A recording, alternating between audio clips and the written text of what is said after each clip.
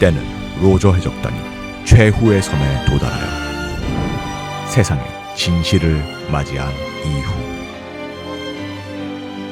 자신들이 너무 일렀다는 것을 깨달은 이들은 각자의 또 다른 삶의 여정을 준비하게 됩니다. 頼む1年でいい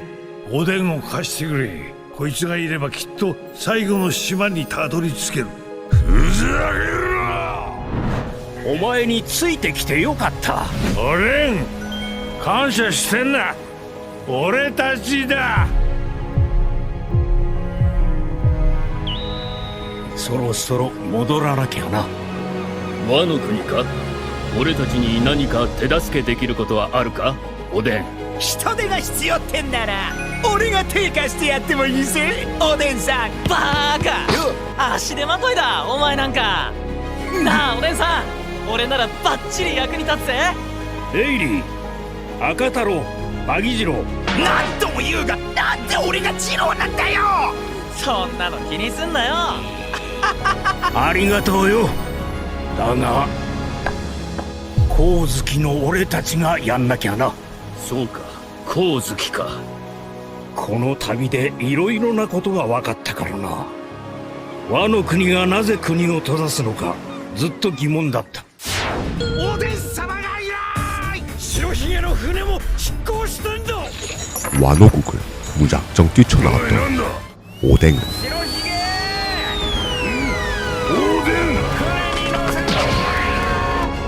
おでん様あなたこそそういうことをすると思っていましたよ行かせない 코즈키가로서 勝手に飛び出して今さら将軍やらせろなんて虫のいいことは言わねえが意志は必ずつないでみせる 스스로 해내야 하는 임무를 위해 和の国を開国し20年以上先の未来を待つとしよう 완호국으로 돌아갑니다. やろうぜおでんああやるぞロジャーそして25年の時が過ぎた 하지만 사황 카이도에 의해 光月家は滅び和の国は新鬼ヶ島になる 완호국의 お前ら 운명은 が負けた代償に差し出すものは人権と希望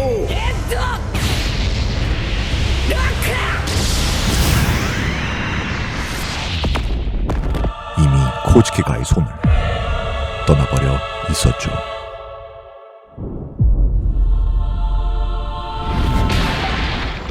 この小僧がわずかだぞ俺と戦えるやつなどお前があいつらに匹敵するとでも言うのか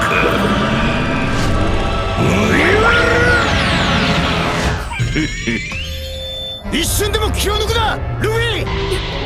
四皇が2人いるんだぞシャンブルズ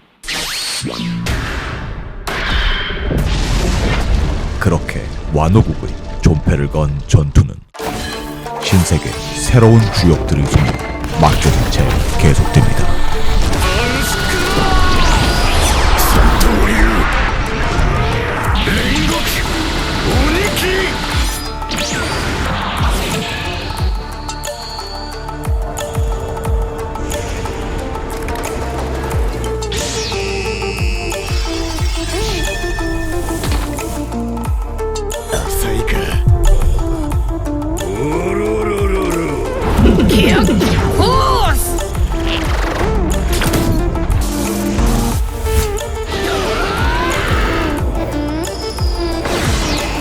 凛々下がってる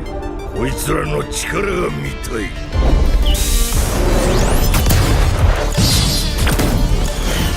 パンクバイセ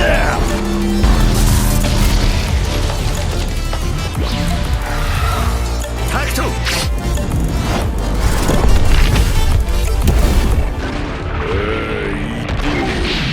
死にそうだぜ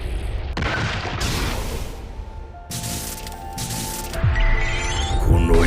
みはあの頃以来だあるじゃねえかてめえらおお前らの力海賊王に値するか。見せてみろ。おい、でけえの来るぞ。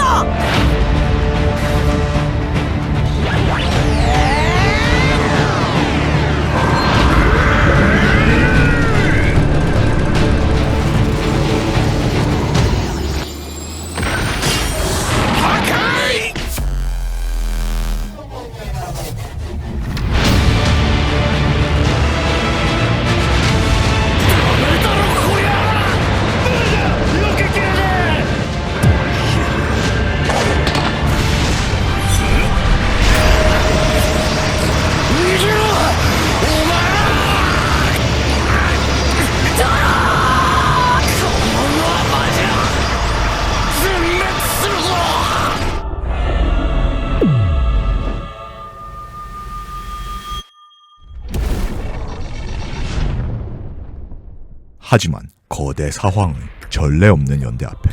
완호국의 자유는 그 빛을 보지 못할 위기에 처해집니다.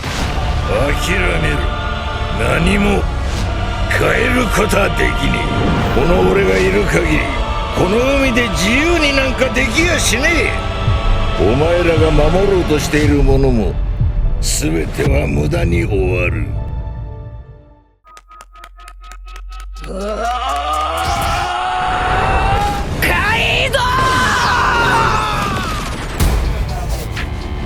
まだ俺を任すつもりか。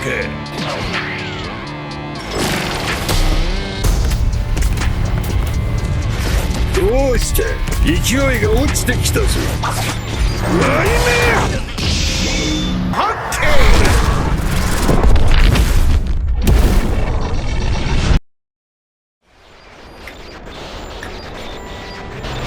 ワノ国は自由になる。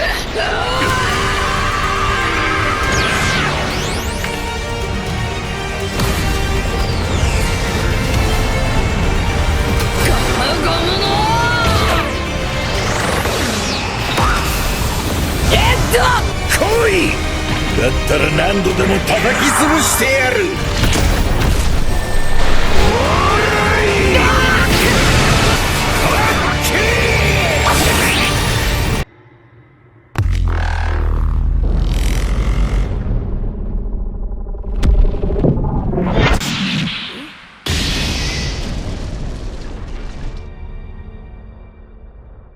久しぶりに熱くなって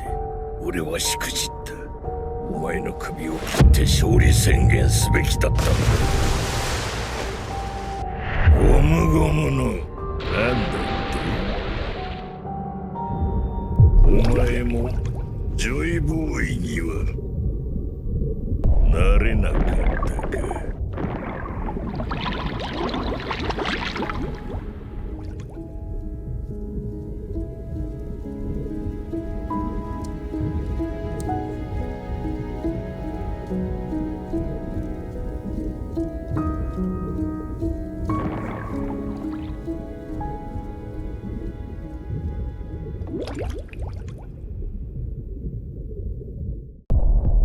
때는 지금으로부터 900년 전.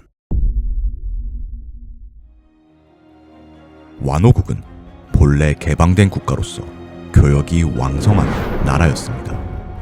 특히 코즈키가를 중심으로 조이보이와 거대한 왕국의 고도로 발달된 문명과 우호 관계를 통해 샨도라, 워터세븐, 어인섬, 昔々赤い壁のその上に 신의 나라 등 다양한 왕국 및 종족들과도 연결되어 자유롭고 활발한 교류를 하는 국가였죠. 하지만 이러한 거대한 왕국의 자유로운 행보와 이념을 견제하게 된 세계 정부의 전신인 20개 왕국이 연합군을 결성하여 거대한 왕국의 막강한 전력과 전쟁을 선포. 치열한 전투를 지속하게 되면서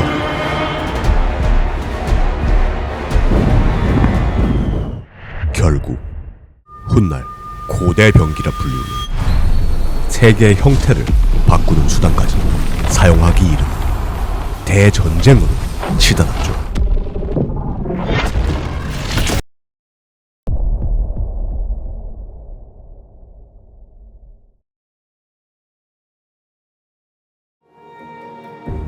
대전쟁이 지속되면서 자신들의 패배와 함께 존재와 사상, 세상의 진실마저 멸종될 위기를 직감한 거대한 왕국과 조이보이는 시간을 초월하여 다시금 세상에 여명의 빛과 함께 돌아오리라는 약속을 우호 세력들과 맺음과 함께 그들 모두는 각자의 방식으로 자신들의 메시지와 의지가 단절되지 않은 채 그날을 기다릴 수 있도록 준비하게 되었습니다. 이때 와노국의 석공일족이었던 코즈키가는 그들의 메시지를 보존할 수 있도록 파괴 불가능한 포네그리프를 제작하였으며 여명의 날이 오기까지 모두 포네그리프를 보호하기 위해 조이보이의 동료 즈니샤의 등 위에 스스로를 고립시킨 코즈키가의 혈맹 모코모 공국의 밍크족과 마찬가지로 와노국은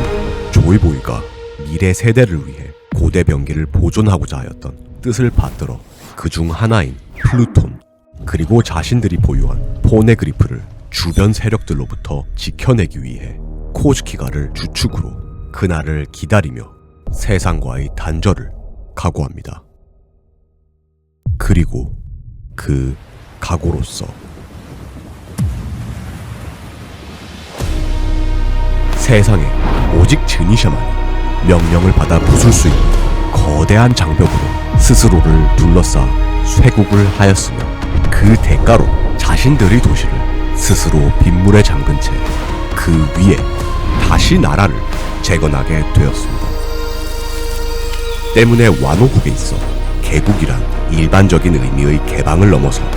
다시금 조이보이가 되돌아오는 여명의 날 그 장벽을 허물어 고대 병기 플루톤을 해방하는 것을 의미하게 되었죠. 그렇게 와노국은 기나긴 달밤을 지새우기를 각오하며 조이보이의 의지를